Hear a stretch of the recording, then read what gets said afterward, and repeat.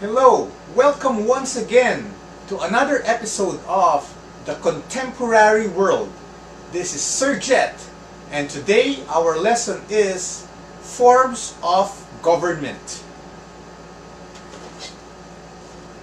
If you remember our last lesson, we discussed about nation and state, and we have discussed that the state has four elements, one of which is government.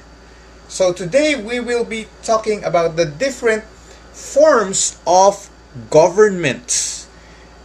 We will be discussing several states in our discussion, and for us to easily understand the concept of what the states do, we must understand their forms of governments. All right? So, the forms of governments is a very long topic, and let's begin with discussing why do we need a government.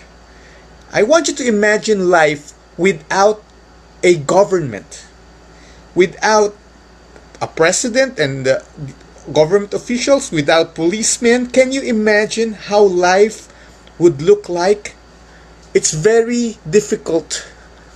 It's very, very hard to live in an environment where there is no government. We call that situation anarchy.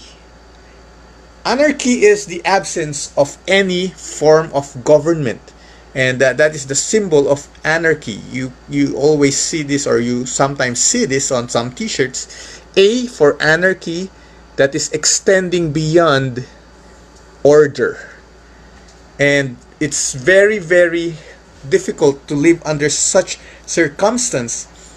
If you will be walking down the street, anybody can just beat you up, and you cannot really bring them to jail because there are no policemen.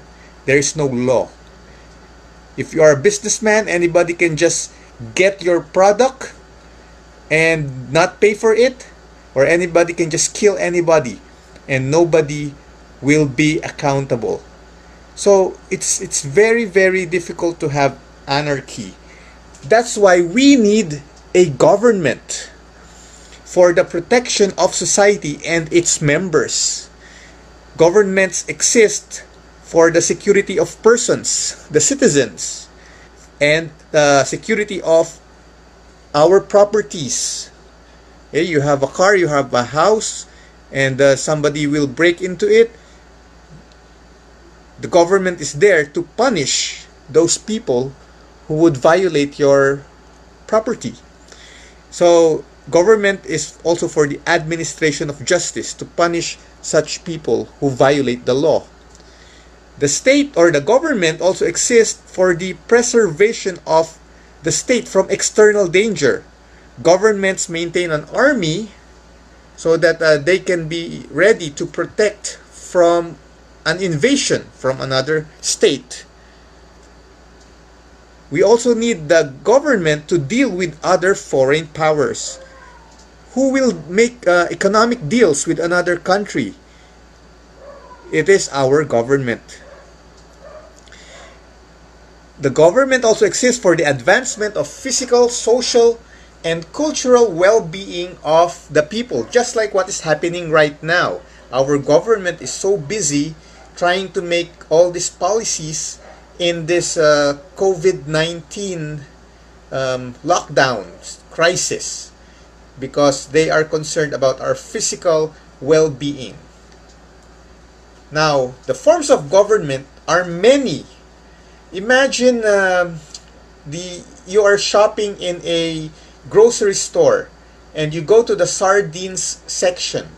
And in the sardines section, I bet you can list down at least 10 different brands of sardines, right? Like 555, Master, you can name it. And you will get maybe one, put it in your cart, bring it home to eat and enjoy. So that's what our government leaders do. From a multiple choice of forms of government, They choose one, bring it to the table, and implement it in their respective states. And these forms of governments, okay, have many dichotomies. Dichotomy means two. You're either this or that. Okay? So, what are the forms of governments according to dichotomies? Dichotomy 1, it's based on the freedom and rights of the people. Either type 1 or type 2. Type 1 is many rights. Type 2 is no rights for the people. Dichotomy 2 is based on the number of rulers. So, it's either one-man rule or rule of many. Okay? Dichotomy 3 is based on the extent of powers of the central government. Either type 1, the central government has a long extent, or type 2, the central government has a short extent. Dichotomy 4, based on the relationship of the branches of government. Either your type A, the relationship is of the branches, they are dependent, and then the other, they are independent. So these are how you categorize the many forms of governments, and we will discuss them one by one. Now, a little footnote here: some states may adopt a combination of dichotomies. Okay, just like our guy who went to the supermarket, he might bring home two different brands of sardines, like Master and Ligo, and then on the table he mixes them up and serve it to his family. Can you imagine that? So the forms of government that we are seeing in the world today, many of them are actually combinations of the types that we will be seeing in this lecture. All right, so let's begin with the first dichotomy, based on the freedom and rights of the people. So type 1 government is you're either blue, type 2 you're either blue or red. Okay, so blue represents democracy and red represents communism. So the first dichotomy is either the government is democratic or communist. Okay, so let me discuss in detail democracy first. Democracy comes from two Greek words, demo and kratos. Demo means mob or crowd or people. Kratos means rule of. So democracy means rule of the people, because the people are the most powerful in this kind of system.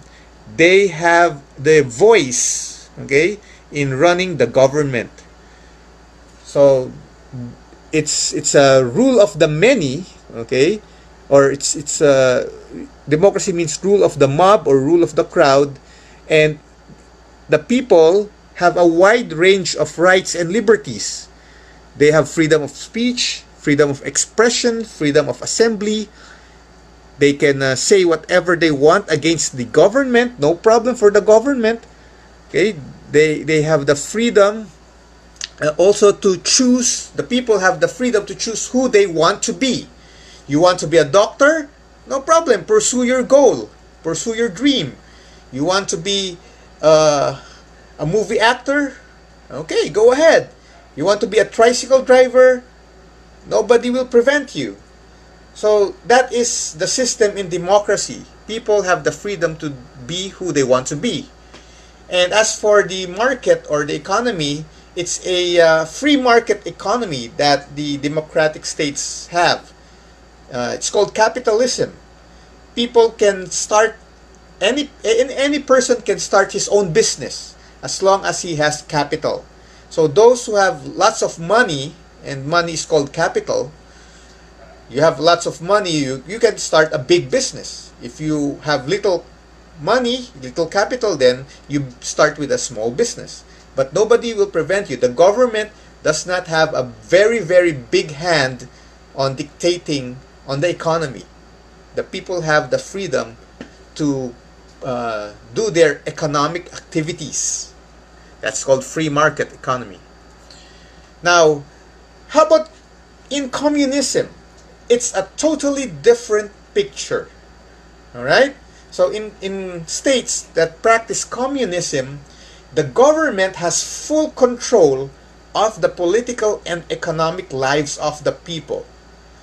The government has a very, very strong influence. They rule with an iron hand to control the political and economic aspects of their citizens. Because the goal in communism is equal distribution of wealth. No rich, no poor. What you have in your pocket is the same amount of money I have in my pocket. Equal distribution of wealth. So the government must have an iron hand to make sure this happens. Most communist countries begin with a government takeover of all the riches of its citizens. And it's a very violent beginning.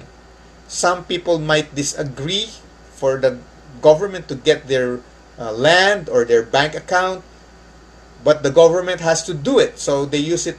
They use force to implement a system, and then after which the government distributes equally to every citizen all the riches of the state confiscated from the people. That is the system in communism. Examples of communist countries in the past is the USSR, China, Cuba. Okay? So that's the goal. Equal distribution of wealth. And people have very limited rights or no rights and liberties at all. How could you have liberties if the government has full control of your life? So you cannot criticize the government. You cannot say, government, I hate you, or else you will go to jail. Alright? So, as you can see, the contrast to democracy, democracy has lots of rights. Here in this type government, you have no right. Okay? And what's more, the government assigns jobs to its citizens. In democracy, you have the right to choose who you want to be. But here, the government will tell you what you will be. So government will see you, probably you're smart. Government will say, oh, you will be a doctor. So they will get you and bring you to a medical school. Or if they see that you're so tall and athletic, they say, oh, you're gonna be a basketball player. And they will put you in a gym all the days of your life. Keep on shooting basketballs because you will represent the state in the Olympics and in many other competitions internationally. That's what you will do the rest of your life. Okay? Some will be assigned as farmers, some will be assigned as tricycle drivers. It's the government who will tell you who you will be. But here's the catch. All of these jobs have the same amount of salary. So the doctor and the tricycle driver, they will have the same salary, or they will have the same amount of money in their pocket. Why? Because if doctor will have more money than the tricycle driver, then that would be injustice.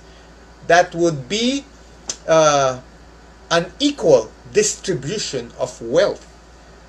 And the goal in communism is for everybody to be equal in terms of wealth. So in old China, all the people there have the same hairstyle.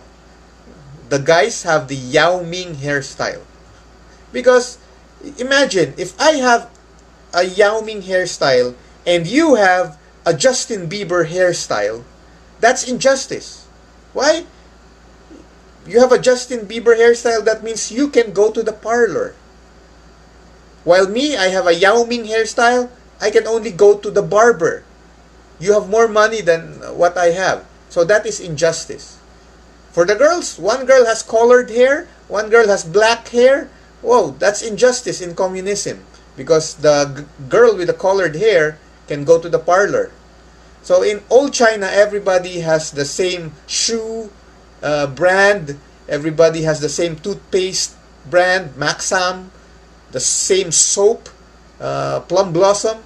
See, if you can afford Colgate and Palmolive, while your neighbor can only afford Maxam and Plum Blossom, then that's injustice. So in communism, everybody has the same brand, everybody has the same look, equal distribution of wealth. And sometimes food is rationed just to keep everybody equal. Okay, like a family will get a ration of 5 maling cans per week. Okay, so nobody will be ahead of the other. So that's a picture of communism. Equal distribution of wealth. So again, it's a dichotomy. Either you're democratic, many rights, or communist, no rights. Now, in the Philippines, we are enjoying democracy, but there are some people who wants our country to be communist, and they are the CPP, Communist Party of the Philippines, and the NPAs. That's their goal, to overthrow the government so that we will have a communist government and everybody will have equal wealth. So I don't know. Think about that. What kind of government would you like us to have? All right. So that's the first dichotomy. Now the second dichotomy is based on the number of rulers. So it's either type A or type B. Type A is the one man or one person type of government, and type B is the many persons type of government. Now under the one man rule are two types, the monarchy and fascism. While for the many rulers type of government, we have aristocracy and oligarchy. Okay, so let's go first to the one man rule. Oh, there are also democracy and communism under many persons. Okay, so let's go to the one man rule. And it's also called autocracy. Okay, ruled by one, autocracy. Now under it is monarchy. Monarchy is the rule of the monarch. Okay, monarch means a royal-blooded person. Okay, and often he's called king or a female queen. But some countries or states have different titles for their monarch, like emperor, sultan, tsar, sheikh, whatever. But they are all monarchs. Monarch means royal-blooded, so the next leader would be the son or the daughter. They don't practice elections. Alright? So, there are two types of monarchies. Absolute monarchy and constitutional monarchy. Okay, so absolute monarchy, as you can see in the picture, we only have one man ruling, the monarch, and he has absolute powers.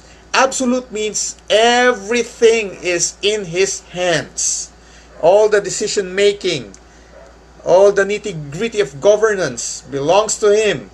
What he says is the law of the land.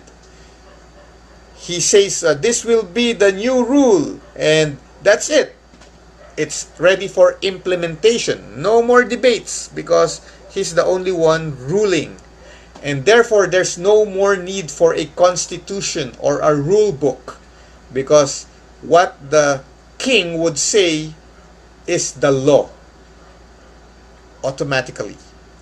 Now, the other kind of monarchy is called constitutional monarchy. Now, this is no longer a one-man rule, because as you can see, the king has another group with him, okay, called the parliament. But for purpose of contrast, I will explain it to you now. But it's really not under the one-man rule anymore, because there is a constitution that is over the king.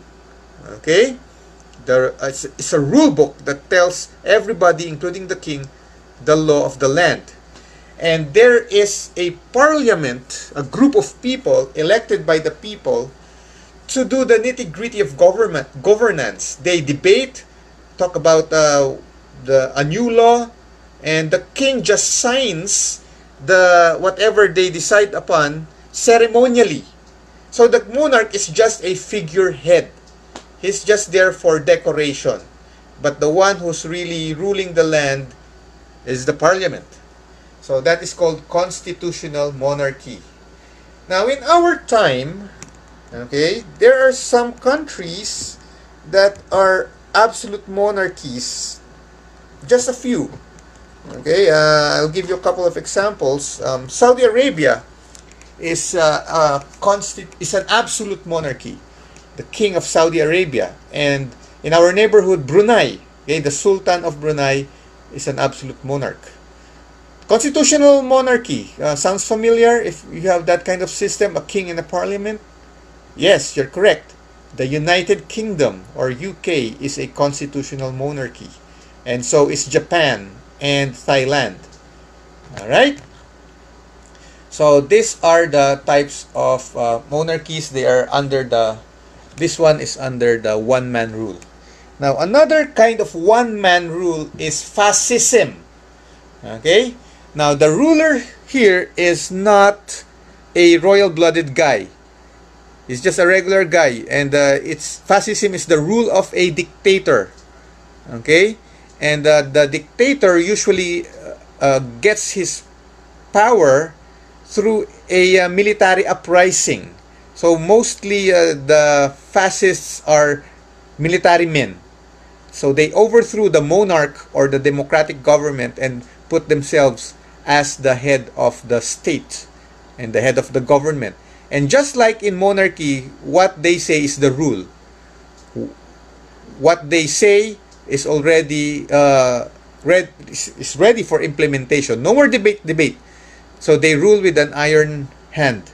Examples, Hitler in Germany in the 1940s, Mussolini in Italy, Peron of Argentina, and his name is Idi Amin from Uganda. I don't know if you heard of that country, Uganda. I hope you have your globes with you already, so you can see where is Uganda. Okay, it's a country beside another country called Upangit. That's just a joke. Anyway, if you laughed with me, you get some recitation points.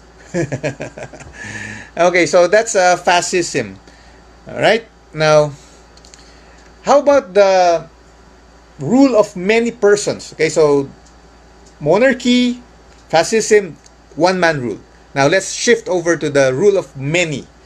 Okay, so we have aristocracy, one type, and this is the rule of the aristocrats.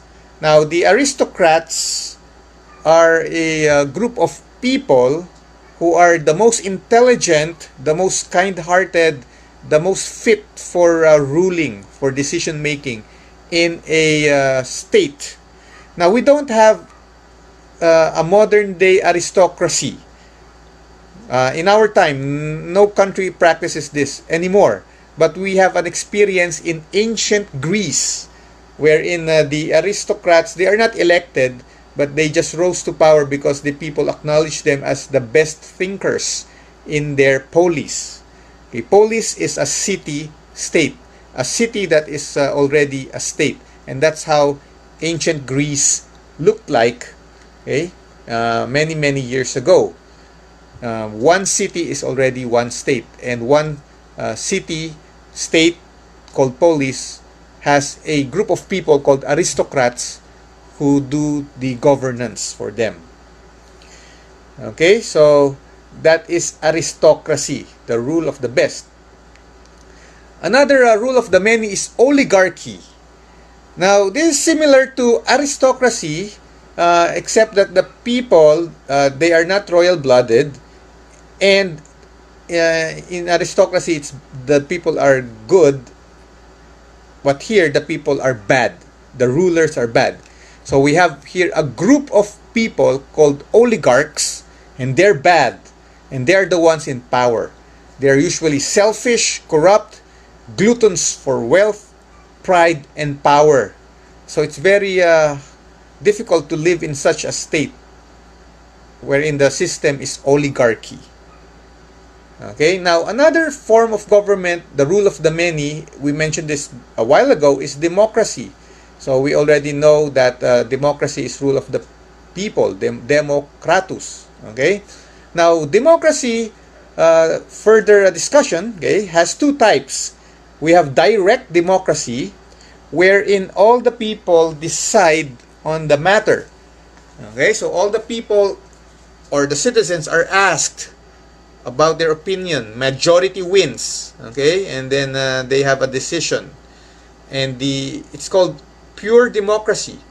And another type of democracy is indirect democracy, wherein not all the people will be asked about the decision, but who will be asked? Representatives of the people. That's why it's called representative democracy. Okay? Now, I'll give you an example. In our class, if we will practice direct democracy, the issue to be decided would be who will be our muse and escort. Okay? So, majority wins. Everybody will have a say. Who will be our escort and muse? And I will count the votes. Everybody will be asked. We will have a decision at the end of the day.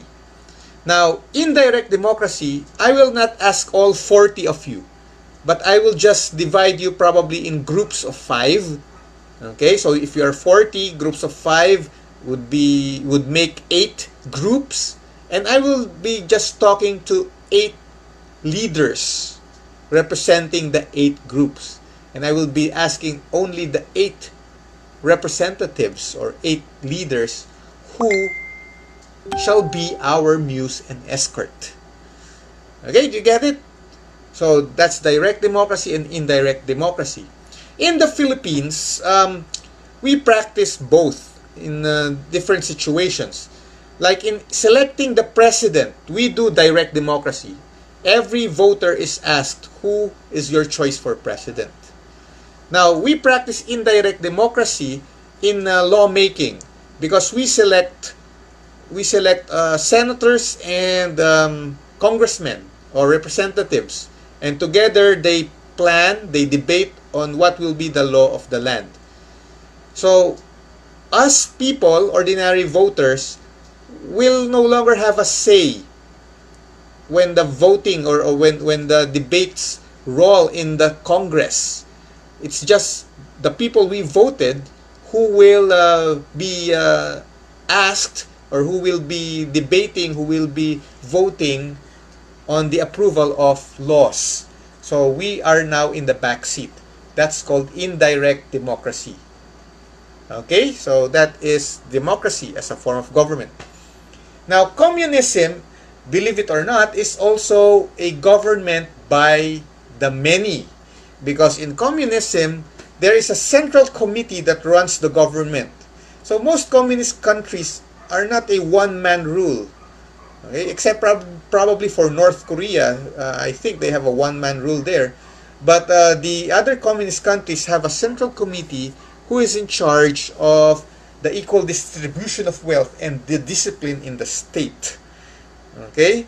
So communism in this kind of dichotomy falls under the rule of the many. Okay? So are you following me? Are you still with me? We have now discussed 2 dichotomies. Okay? Now, the third dichotomy is based on the extent of powers of the national government.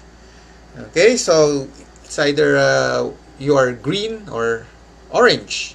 The green represents the unitary system, and the orange represents the federal system.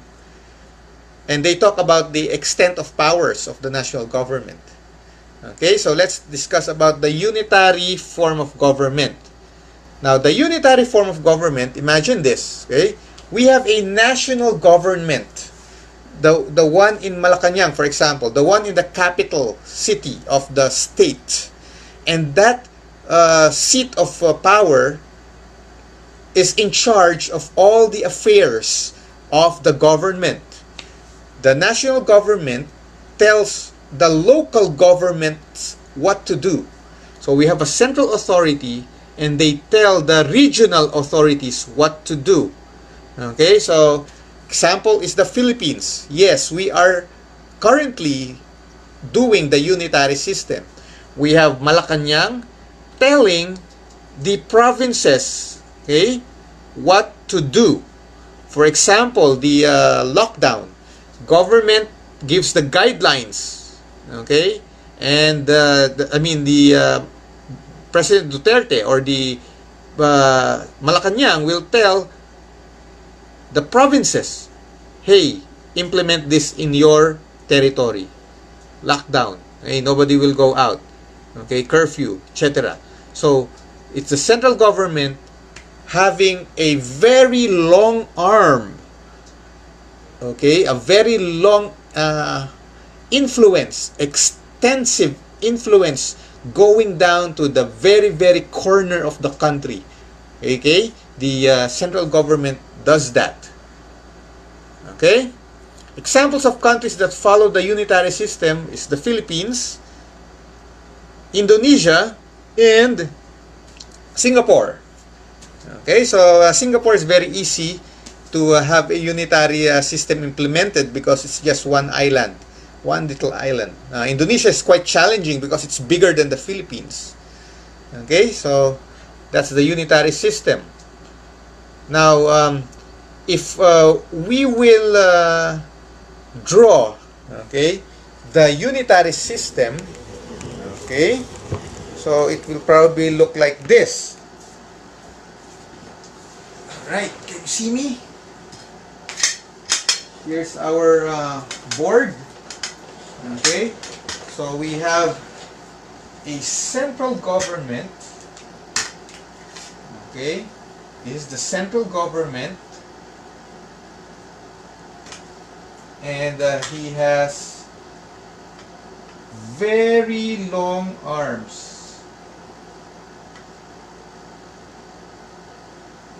Okay, extending to the local regions and telling them what to do. Okay, that's the unitary system. Okay. Now, how about the other type, the federal? We have heard about this being a proposal by the Duterte administration that we will shift into the federal system. Now, how does this look like? There is still a national government, okay, seated at the capital city, and it takes care of the national affairs, okay, like maintaining an army, or maybe dealing with other countries, okay. But the state is divided into several federal units. So imagine a buko pie sliced many slices. Okay, it's sliced into many slices, and one slice is called a federal unit. And each federal unit has its own federal government. So the federal unit would have one federal unit would have its own legislature, its own Supreme Court, its own different agency, its own different set of rules, different from the other federal unit. Can you imagine that? So, for example, in the Duterte proposal, the Philippines would be divided into 18 different federal units, and we will belong to the Calabarzon. We, Laguna, would belong to the Calabarzon Federal Unit. And then another federal unit could be Central Luzon, another would be, say, Western Visayas, another would be Bicol Federal Unit, and we will have our own Senate. The senators here in Calabarzon would be different from the senators in Central Luzon. And if we have a different Senate here and a different Senate there, they can have different laws. Like our federal unit here can have a death penalty, while in another unit, they don't have a death penalty. Or overspeeding here, the rule says this speed is already overspeeding, but in another federal unit, it's not yet overspeeding. and so are penalties. Okay, so that's how it is, no? And they would have their own Supreme Court. We will have our own Supreme Court. So that's federalism. Okay.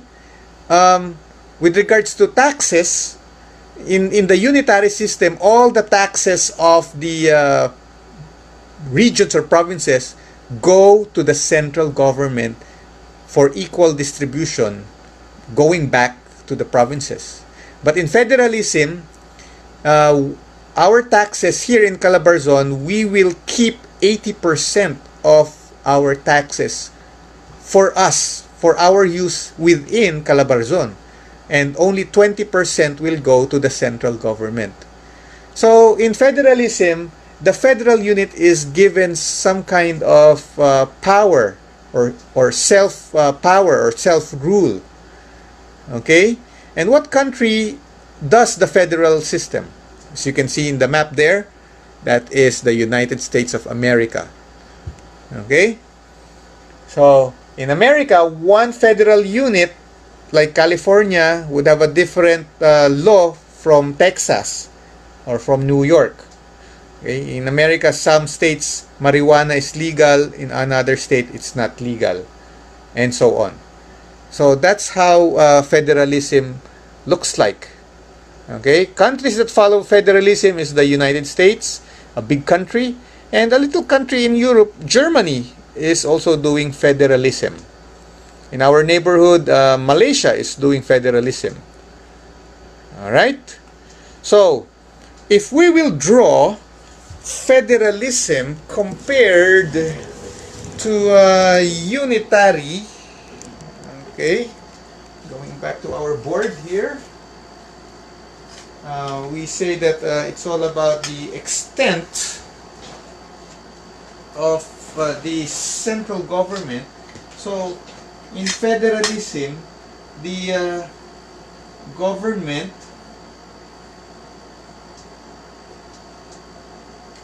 has little extent, or the central government has short arms, because the central government has little control of the regions. The regions have powers, or they have their own separate powers to control their vicinities, compared to the unitary, which has very long arms for the central government. Okay, do you see the contrast? Right? So that's the difference of federalism and unitary system. It's a dichotomy based on the extent of the central government. Lastly, the last dichotomy is about the relationship of the executive and the legislative branches. Okay, you're either yellow type or purple type. The yellow type is the presidential system, and the purple type is called parliamentary system. Now, I want you to listen very, very carefully, okay? Because it's quite difficult concept, but it's easy to understand if you follow and listen carefully to my explanation.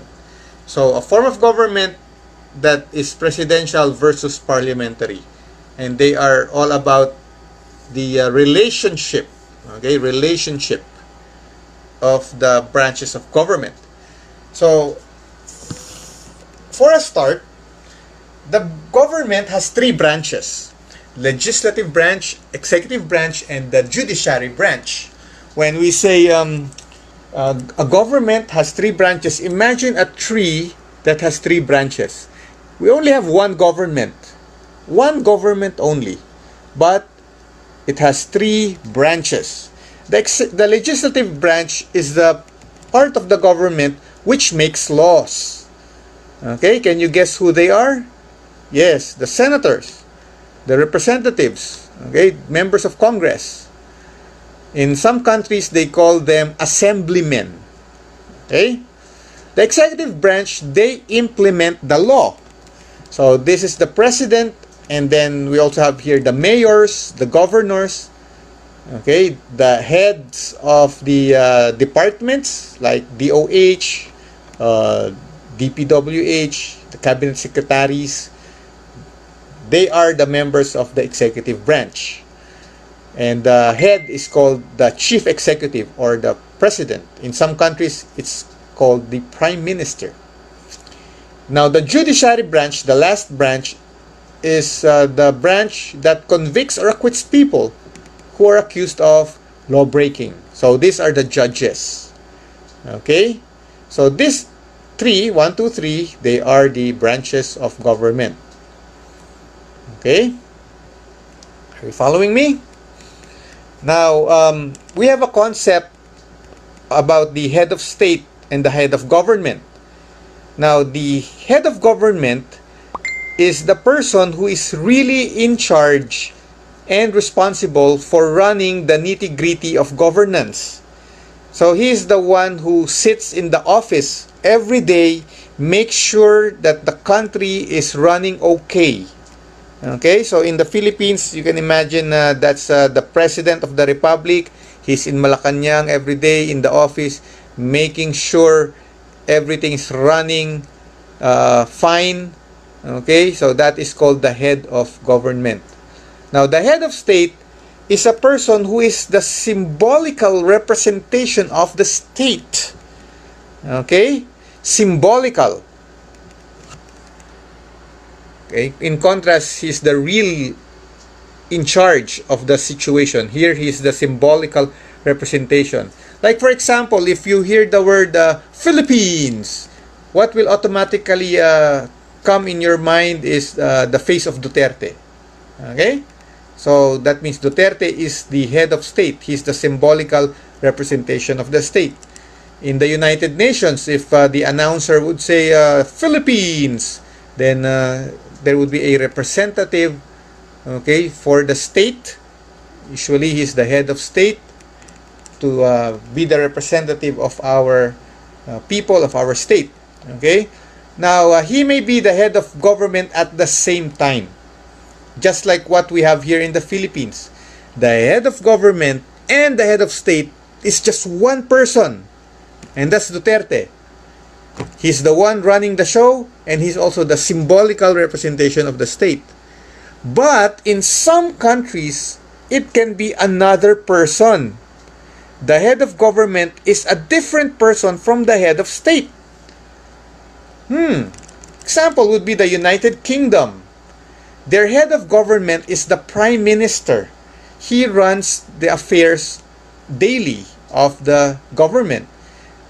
And their head of state is a different guy or a different person. It's Queen Elizabeth II, the monarch. So the head of state and the head of government, they are two different people. Okay, in that case. But in the Philippines, it's the same person. All right. Now, after setting aside or setting the concepts on the table, let's go now discussing the difference of the presidential system and the parliamentary system. So in the presidential system, the leader of the state is the president. And he is the head of government, at the same time the head of state. One person doing those two functions. And the head of the government, the head of state, the president, is elected by direct democracy. Do you still remember direct democracy? Everybody or every voter is asked, who do you want to be the president? To be the president. And we have an independent legislative. Okay, you remember the word legislative or the branch called legislative branch? Okay, these are the senators, the congressmen. They are elected differently or independently from the president. Okay, so you put in your ballot a different name for the president and a different set of names for the legislative. So they are independent and they work also separately. The president works in Malacanang and the Congress have their own office and they do their jobs differently. Okay? So we can see that the legislative is independent from the executive. So that the branches of government, they are separate, okay, or independent rather. Okay, one does not dictate on the other. They have their own opinion. They can agree, they can clash, talk about it, and come up with a resolution. But the thing is, they are equal in power.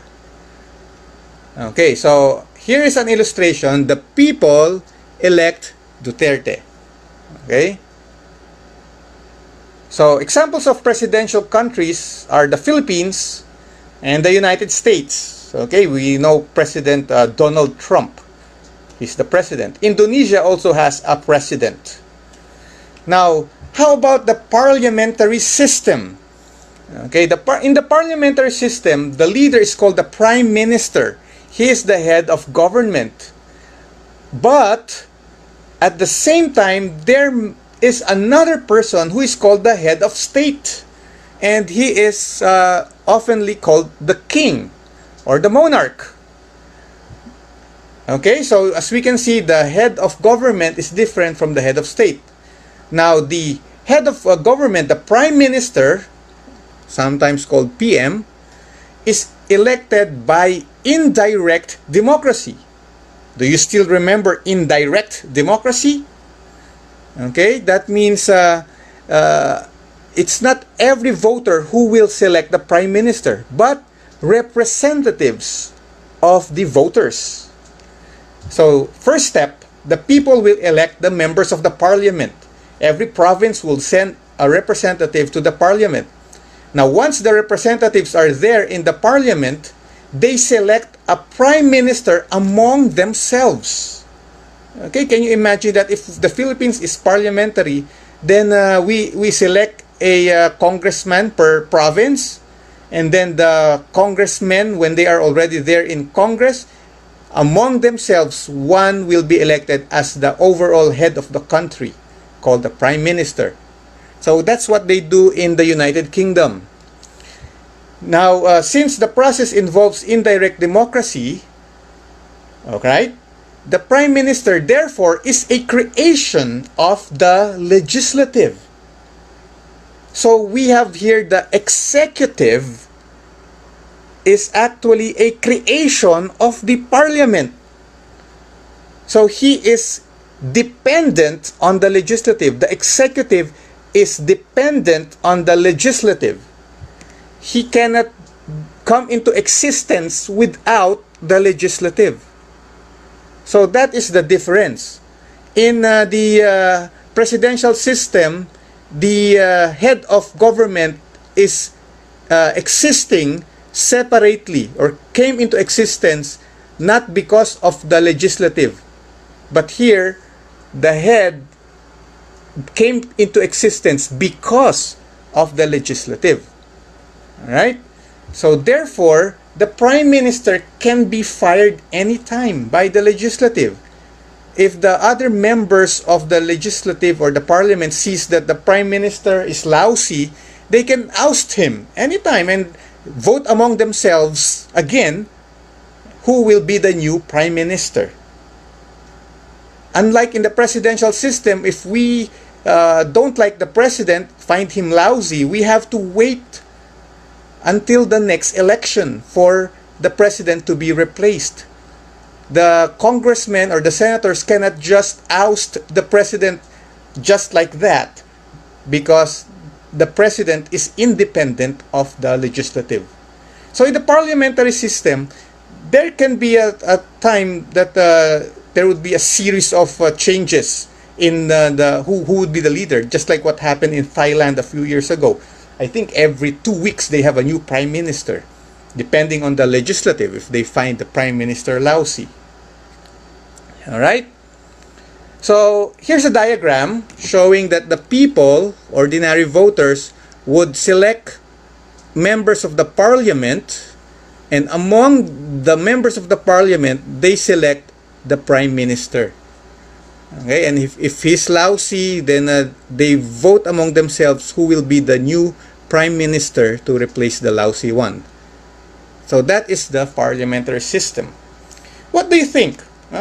What would be best suited for Filipinos? Presidential or parliamentary? Examples of countries that follow the parliamentary system is the United Kingdom, Canada, and Japan, and our neighbor Malaysia. Okay, so going back. Okay, let's review everything now. What would be the classification of the Philippine government? What do you think? Going back, do you remember the four dichotomies? Okay, first dichotomy, type A, type B, communist, democratic. Which one is the Philippines? We are democratic. Okay, second dichotomy. What is the second dichotomy? Rule of the many, rule of the few. Rule of the many or one-man rule. Okay, so we belong here. Rule of many. Okay, because we are a democracy. Third dichotomy. This one. Unitary or federal. We are. Yes, you're correct. We are unitary. And then the fourth dichotomy, parliamentary or presidential, we are presidential. Okay? So, many are asking, how about oligarchy? Do you think we are an oligarchy? Go back to the definition of oligarchy and think, are we really an oligarchy? Alright, so anyway, we have seen now the four dichotomies on how to classify the different forms of government. I want you to go back, review this video over and over again. It's quite long, but it's easy to understand. Just review it. Alright? So study hard, okay? Be safe, stay at home, and God bless everyone.